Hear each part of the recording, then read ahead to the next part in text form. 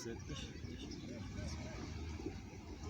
Senhor, eu quero te agradecer por mais esse momento, por esse dia, por este mês que tem sido tão duro para nós. Não tem sido fácil aguentar a tamanha dor.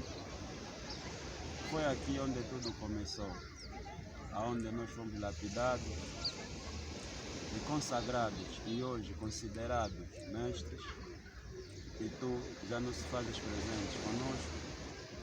Acaba de perder um irmão, amigo, companheiro, mestre dos mestres, Fernando Faguni, Mau Mau.